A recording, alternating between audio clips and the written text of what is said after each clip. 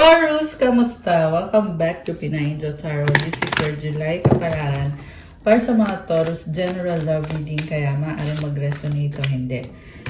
Tingnan natin ang energies connected sa'yo ngayon. Kumusta kayo guys? Comment present para alam kong nanonood kayo. First card is toxicity. Toxic relationships can drain your energy and self-worth. Be aware. Twin flame. Trust the magnetic pull of your twin flame. It will guide you towards them. Together. Find joy in the simple pleasures of just being together. Alam mo, sa totoo lang, nagmamahalan kayong dalawa, oo, pero may problem dito na hindi nyo pa naaayos. Strong yung attraction and pwedeng twin flame mo siya or soulmate mo siya. Pero hindi ibig sabihin nun na magiging okay ang lahat. Kasi sa unang card pa lang, toxicity, it's showing me na may issue tong taong kakonect mo. Pwedeng toxic yung ugali niya or may third party.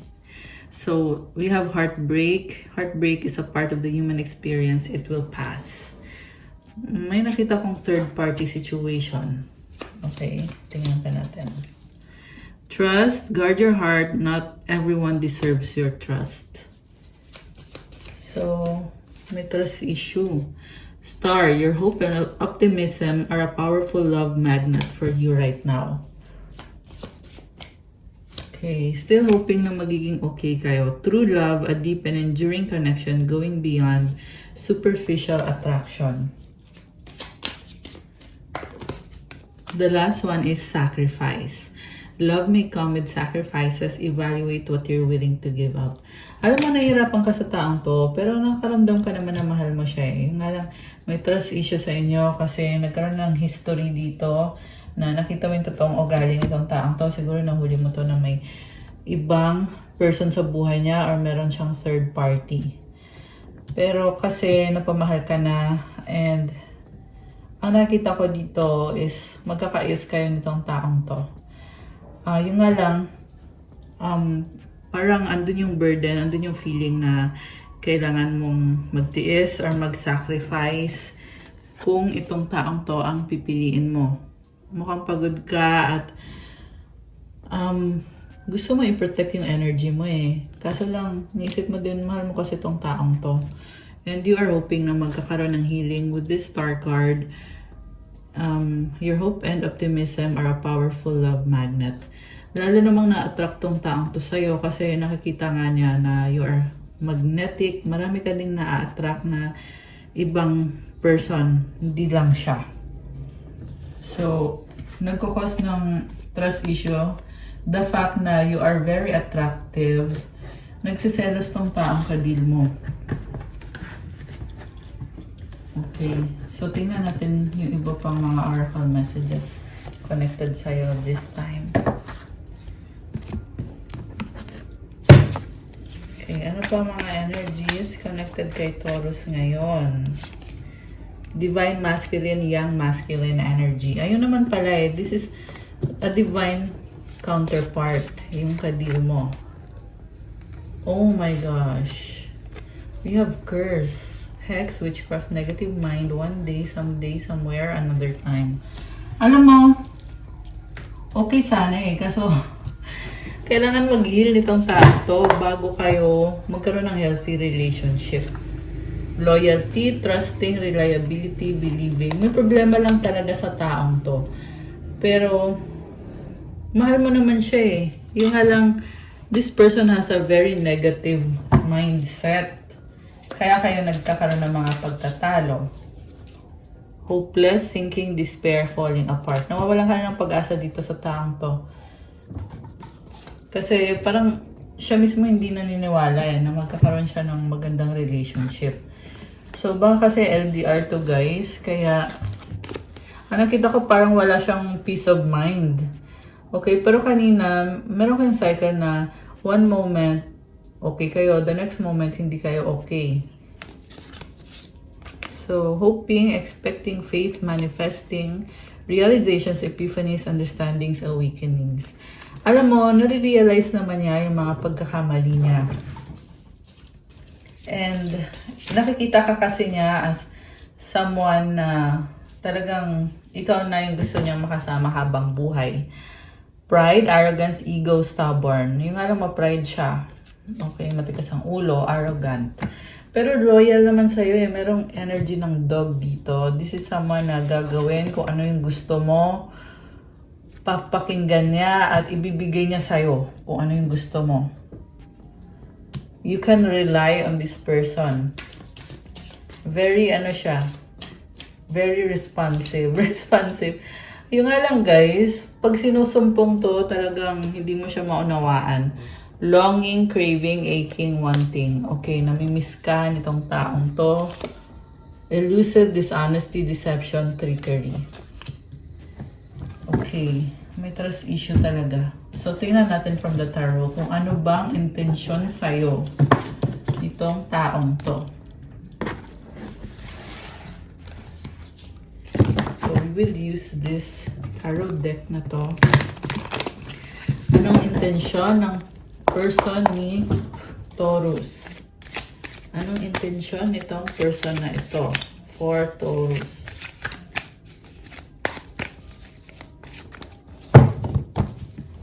So, nga pala guys, paki-like po ng video.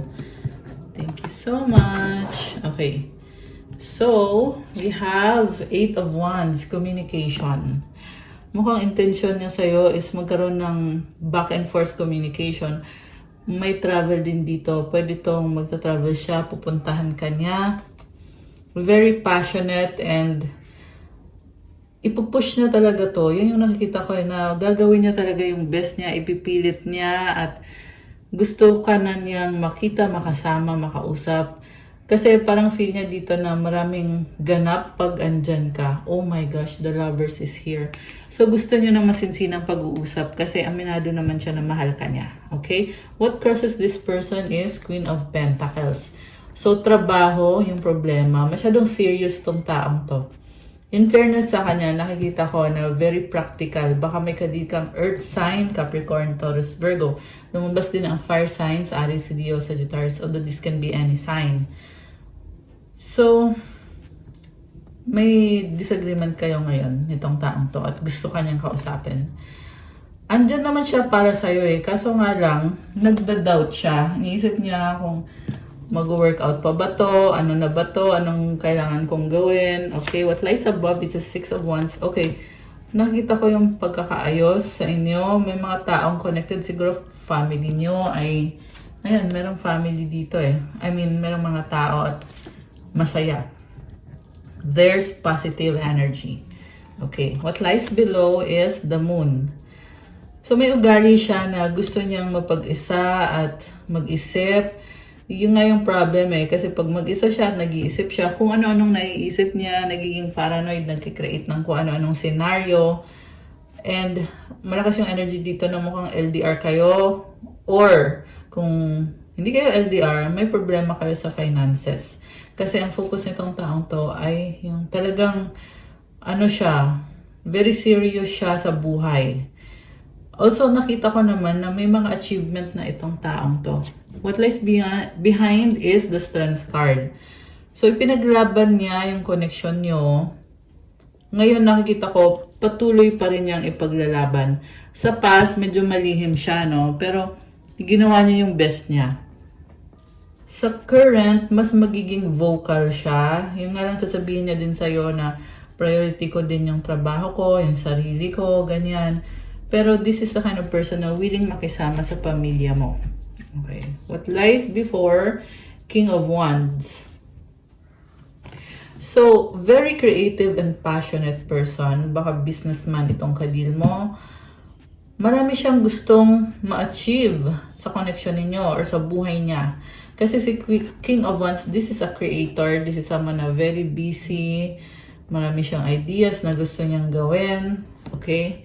Supportive energy is the 7 of Wands. Okay, medyo malihim lang siya or may mga bagay na hindi niya sinasabi sa'yo or may problema kayo sa communication ninyo. Siguro may mga bagay na hindi niya sinasabi sa'yo at nagkukos ng misunderstanding, ng disagreement. Kasi kita mo defensive siya dito. Parang sasabi niya, wala akong kasalanan, ganito, ganyan. Parang nagpapaliwanag na hindi naman masabi lahat or parang hindi buo yung kwento. May pagka-introvert, yan yung nakikita ko sa person mo eh. Ibig sabihin minsan kasama mo na to, akala mo nagkakasundo kayo, okay kayo, pero nafe-feel mo yun, nasa-sense mo may something awkward sa kanya. Okay, kita mo the way niya iangat yung mga kamay niya, parang wow! Parang ano to, argumentative siya kasi hindi siya marunong mag-express.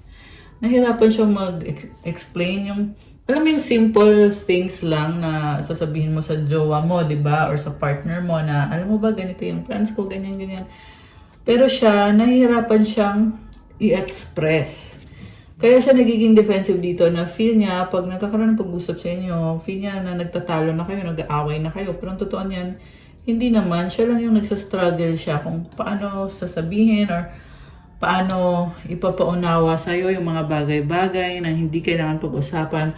Mas komportable siyang mag-isa sa totoo lang. Mas komportable siya na focus siya kung ano yung mga gusto niyang gawin at hindi na niya kailangan sabihin sa'yo, hindi na niya kailangan ipaliwanag. Which is mali naman yun kasi sa isang relasyon, mahalaga talaga guys yung communication, pag-uusap talaga. Tsaka, yung hindi pagkakasundo, communication lang din naman ang daan para maunawaan niyo isa't isa.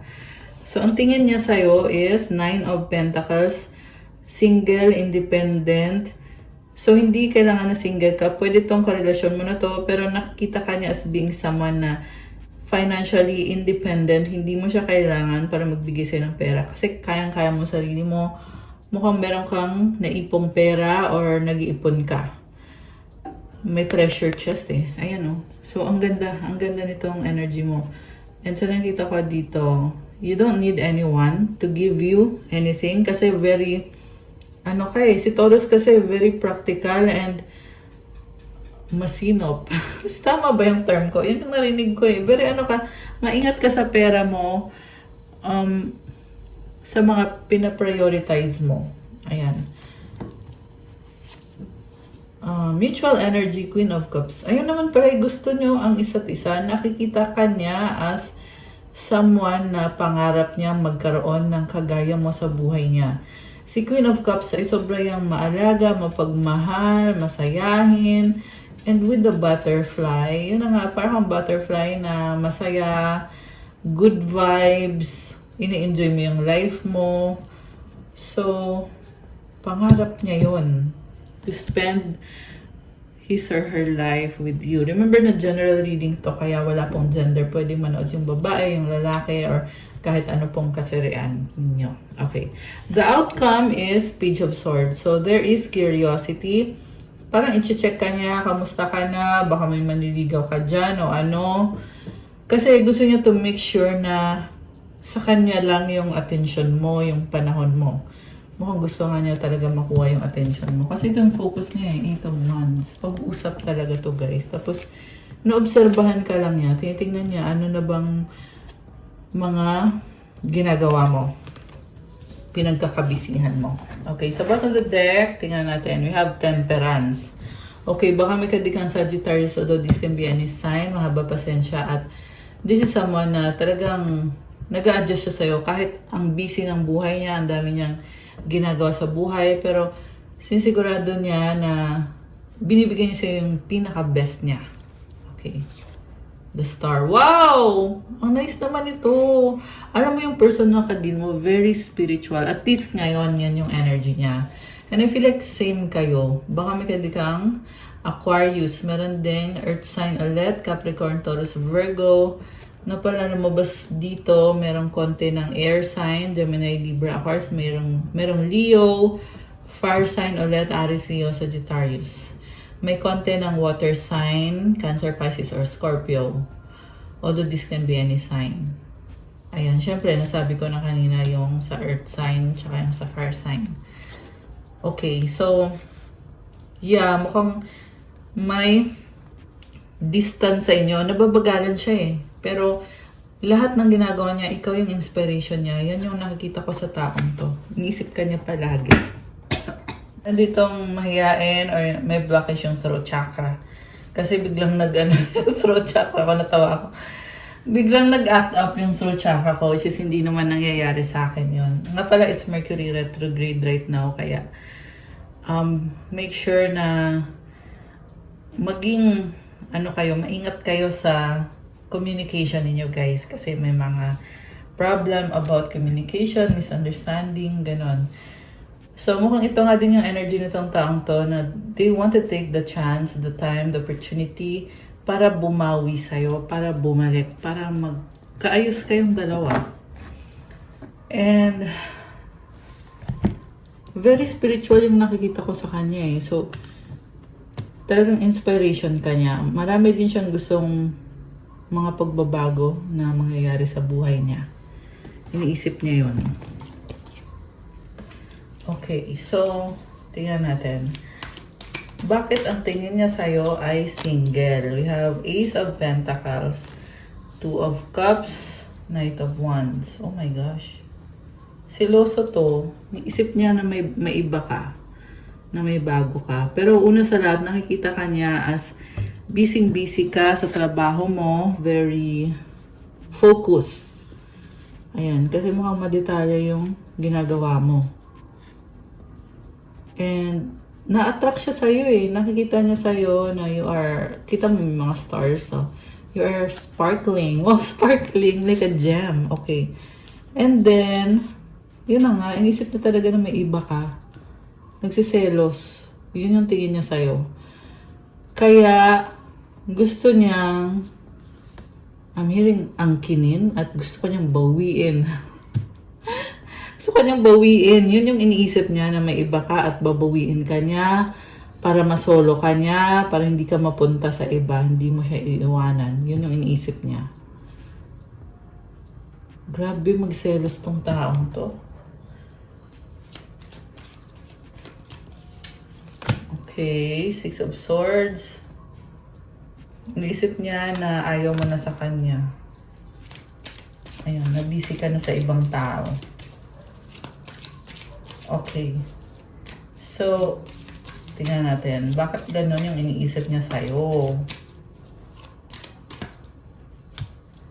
Page of Cups. Medyo emotionally immature siya. Hindi ko naman sinasabi na yung buong pagkatao niya is immature. But may something sa kanya na immature siya emotionally. Ibig sabihin, when it comes to emotions, nagsastruggle na siya. Kita mo yung kamay niya nakatakip sa bibig niya. So parang, ayan, nag-ano naman yung throat chakra ko.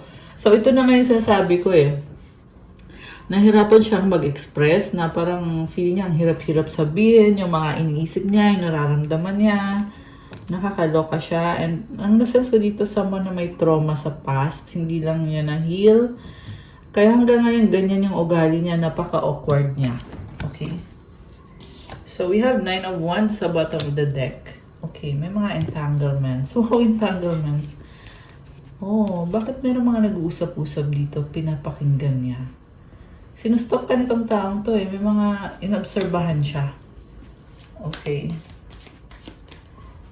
So, ito, medyo masakit itong magsalita kasi ang dami niyang sinasabi na hindi niya muna pinag-iisipan ng mabuti. Eight of Pentacles, King of Cups. Okay, in fairness sa kanya, magaling siya sa work niya, busy. Ace of Wands. Okay, talagang masipag. Masipag siya sa work niya.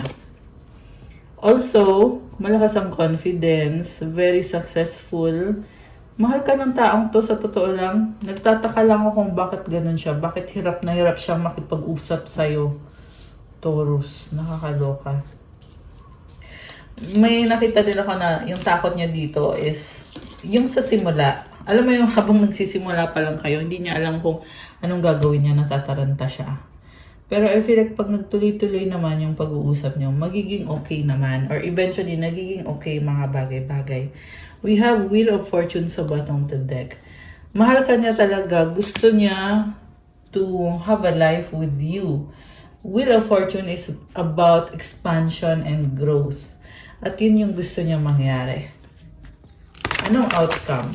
Tingnan natin. Anong magiging outcome for Taurus and itong person na ito? Okay, we have, Seven of Cups. Hindi ko pa nakikita na magiging okay ang lahat kasi ang dami mong mga kino-consider na mga bagay. At umiiwas ka sa umiiwas ka sa stress. Ito, iniisip mo, 9 of Swords.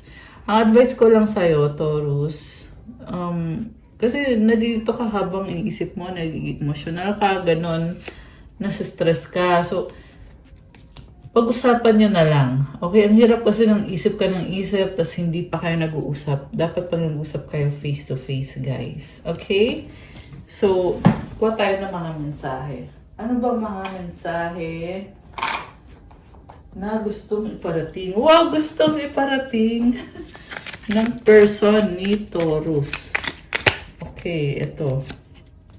I am struggling right now. I appreciate you. You give me strength. Wow. Give me another chance. Ayan guys, sobrang clear nito na gustong bumalik nito sa buhay mo. I can't move on from you. Di pa to tapos eh. Let's forget the past. Ayan, di pa tapos to. O, di ba? Let's fix things. Napaka-clear nito guys na gusto niyang ayusin mga bagay-bagay. I reread our old conversation. Di pa siya tapos. Hindi pa siya nakaka-move on. Advice para kay Taurus galing sa mga angels. Anong advice from your angels? We have destiny. Wow, 3 1. Tapos ito pa. Gusto mo lumabas nito. 333, potential. Follow what you feel. Listen as your intuition helps to guide you to what you are manifesting. The inner whispers are helping you to create all that it is that you desire. Listen, lean in and follow your soul. So, kung ano din nararamdaman mo, go with the flow ka daw. Kasi, ginagabayan ka daw ng intuition mo. At, para makuha mo kung ano yung pinapangarap mo. So, ayun, pakinggan mo yung intuition mo. Yan yung pinaka-advice. Affirmation, life is always happening for me. I am allowing myself to lean into what feels good. Ayan, life is always happening for you, Taurus. Ang daming ganap, ang daming nangyayari. And this is a good number, itong 3-1 and destiny. It signifies new beginning for you, something fresh na ma-enjoy mo. And it's a blessing. 333 potential, your chance to reach your highest potential is here. Perseverance has gotten you to where you are. You have been through so much and this guidance is here to show you that you are exactly where you need to be. Affirmation, my potential is infinite. Wow, I use my strength as my ally to pursue my highest good. So, alam mo yung pagiging masipag at matyaga mo, ayan yung tumulong sa'yo para marating kung ano na yung narating mo ngayon, kung ano na yung naabot mo. At you are exactly where you need to be. Nasa tamang landas ka. Comment 3CC to claim. Comment claim potential and claim destiny. Also, i-comment mo to, my potential is infinite. I use my strength as my ally to pursue my highest good. I love that for you. Infinite yung potential mo. Kahit anong mangyari, you will be blessed. You are always blessed, Taurus. Ayan. Okay, guys. That's all for our July Kapalaran para sa mga Taurus. Thank you for watching. Please like the video, comment, subscribe, hit the notification bell. Let me know kung nag-resonate ba yung reading. And kung kailangan nyo ng gabay, kung nag-resonate at kailangan nyo ng more information, pwede kayong magpa-private reading. Message nyo ako sa Viber or sa WhatsApp para mas mabilis. Nasa description box po yung contact details. And check out my Instagram if you want to start your crystals journey. May mga crystal bracelets, marami at iba-iba. Tutulong sa'yo para gumanda yung aura mo and for your manifestation to attract money, attract love, at marami pang ibang benefits, guys. So, tingnan nyo po doon at i-follow nyo din ako sa Instagram ko. Thank you, Taurus! I love you guys. Have a good day. God bless you all. Stay safe. See you again soon. Bye!